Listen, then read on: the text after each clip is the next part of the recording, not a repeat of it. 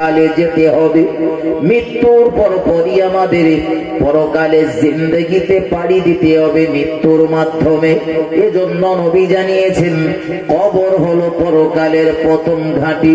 দুনিয়ার কোন মানুষের সঙ্গে যদি কবর সুন্দর আচরণ করে, কবর যদি ভালো আচরণ করে, রাসূল জানিয়েছেন আমাদের গোটা পরবর্তীকালীন জিন্দেগি, মৃত্যু পরবর্তীকালীন জিন্দেগিটা অত্যন্ত সুন্দর হবে, সফলতায় সফলতায় ভরপুর হয়ে যাবে।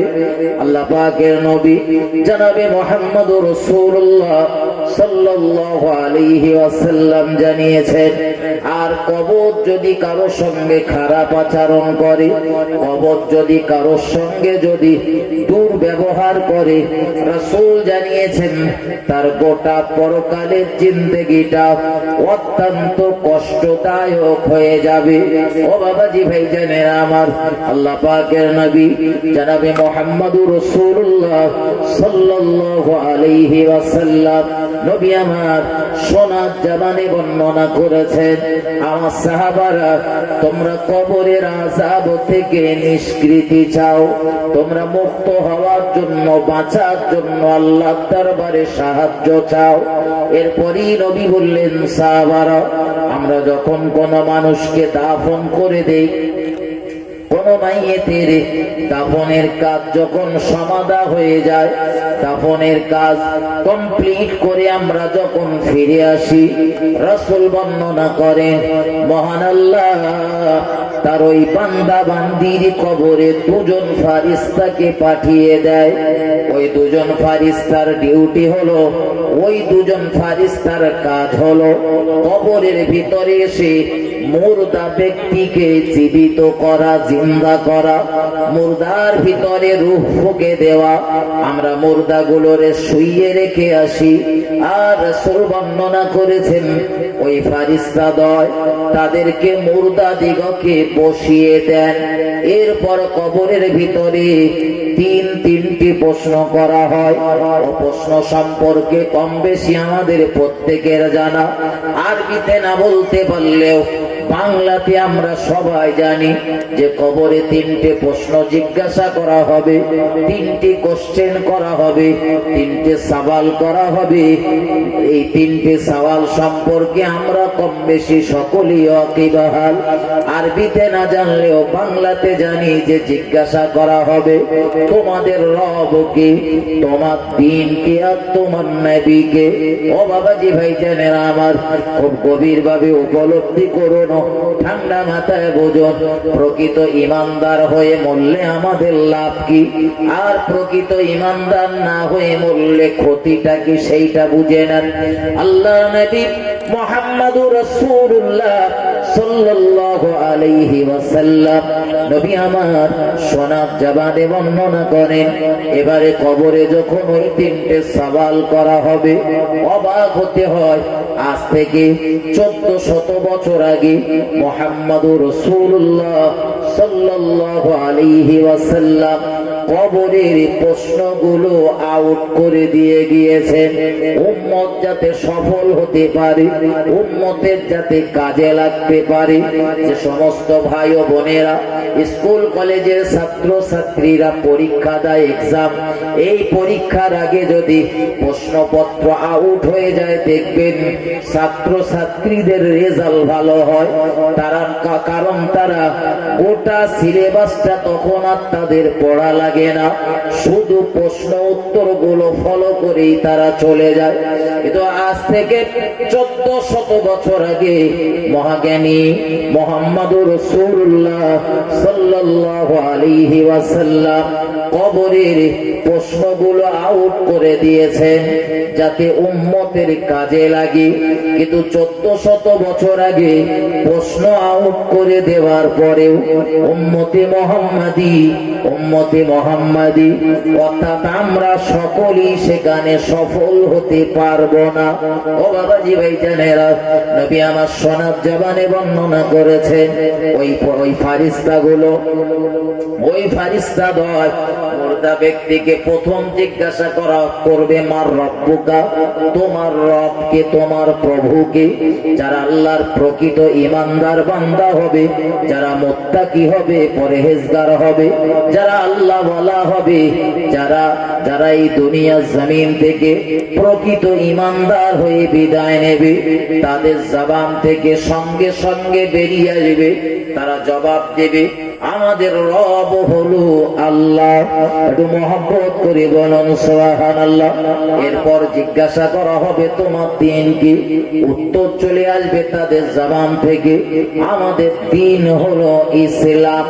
এরপর প্রিয় নবী জনাবে মুহাম্মদুর রাসূলুল্লাহ সাল্লাল্লাহু আলাইহি ওয়াসাল্লামের চেহারা মোবারক আমাদেরকে দেখানো হবে, আর দেখিয়েই জিজ্ঞাসা করা হবে ইনি কি? যারা প্রকৃত ঈমানদার, মুত্তাকি, পরহেজগার, আল্লাহওয়ালা, যারা এই দুনিয়া জমিনে কোরআন সুন্নাহর উপরে জীবন অতিবাহিত করেছে, তাদের জবান থেকে উত্তর বেরিয়ে আসবে, তারা সঙ্গে সঙ্গে জবাব দিয়ে দেবে আমাদের নবী, ইনি হলেন আমাদের নেতা মুহাম্মদুর রাসূলুল্লাহ সাল্লাল্লাহু আলাইহি ওয়াসাল্লাম। একটু মহব্বত করে বলুন সুবহানাল্লাহ। এক কথায় আলোচনা, যারা আল্লাহওয়ালা, যারা প্রকৃত ঈমানদার হবে, তাদের জবান থেকে আল্লাহ এই তিনটে প্রশ্নের জবাব বার করে দেবেন। রাদিতু বিল্লাহি রাব্বাও ওয়া বিল ইসলামি দীনাও আবি মুহাম্মাদিন সাল্লাল্লাহু আলাইহি ওয়াসাল্লাম। এরপর রাসূল বলেন মহান আল্লাহ ঘোষণা দেবেন, ও আমার ফেরেশতারা, আমার বান্দা সত্য বলেছে, আমার বান্দা সঠিক বলেছে, আমার বান্দার কবরের নিম্ন দেশে জান্নাতের বিছানা বিছিয়ে দাও। একটু মহব্বত করে বলুন সুবহানাল্লাহ। বান্দার কবরের সঙ্গে জান্নাতের সংযোগ করে দাও। বান্দা দুনিয়ার জমিনে কষ্ট ভোগ করেছে, কবরে জিন্দেগিতে বরজাখ জগতে বান্দা সুখ আর স্বাচ্ছন্দ্যের সঙ্গে অতিবাহিত করো। কিন্তু প্রিয় নবী জনাবে মুহাম্মদুর রাসূলুল্লাহ সাল্লাল্লাহু আলাইহি ওয়াসাল্লাম নবী আমার সোনার জবানে বর্ণনা করেন, কিন্তু যারা অবিশ্বাসী হবে, যারা প্রকৃত ঈমানদার হতে পারবে না, তাদের কবরেও এই তিনটে সওয়াল করা হবে, প্রশ্ন করা হবে, কিন্তু তারা এই তিনটে প্রশ্নের জবাব দিতে পারবে না। প্রশ্ন তাদের দিকে ছুড়ে দেওয়া হলে তারা আক্ষেপ করে বলবে, হায় আফসোস, আমরা জানি না, হায় আফসোস, আমরা বলতে পারবো না।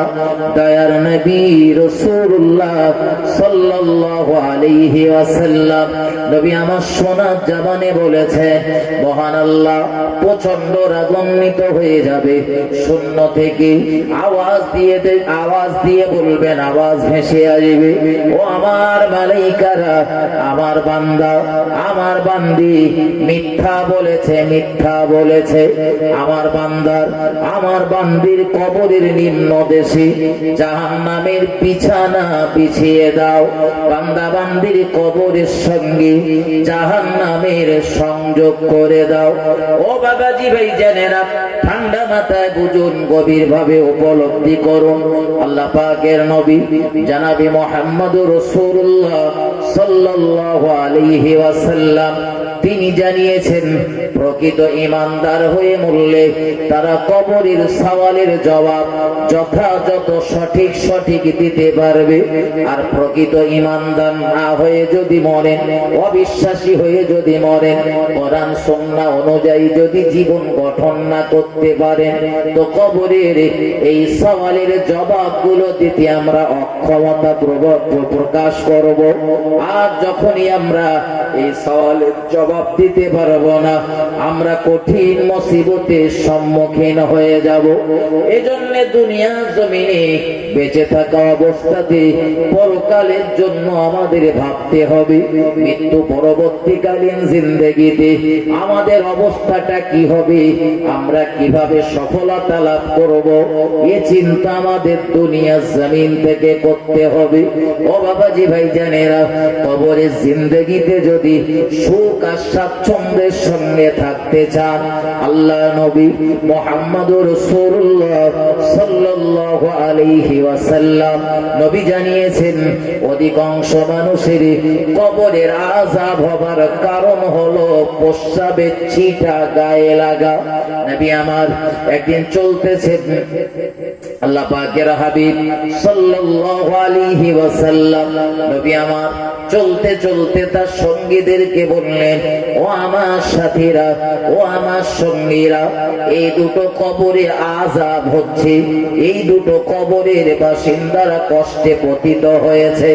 আল্লাহ নবী মুহাম্মদুর রাসূলুল্লাহ সাল্লাল্লাহু আলাইহি ওয়াসাল্লাম নবী আমার স্পষ্ট করে দিলেন, বলে দিলেন, একটা কবরে আযাব হবার কারণ হলো প্রস্রাবের ছিটা গায়ে লাগা, আর দ্বিতীয় কবরে আযাব হবার কারণ হলো চুগলখড়ি করা। ও বাবাজি ভাইজানেরা আমার, এই যে দুটো বিষয়ের কথা নবী বললেন, কবরে আযাব হবার, অধিকাংশ মানুষের কবরের আযাব হয় এই কারণে। এই অস্ত্রটা যদি আমাদের ঘাড়ে ফেলা যায়, আমাদের গায়ের দিকে টেনে নেওয়া যায়, তো দেখা যাবে আমার সমাজের অধিকাংশ মানুষগুলো এই দুটো রোগের সাথে জড়িয়ে। ঠিক না ভুল কথা বলেন?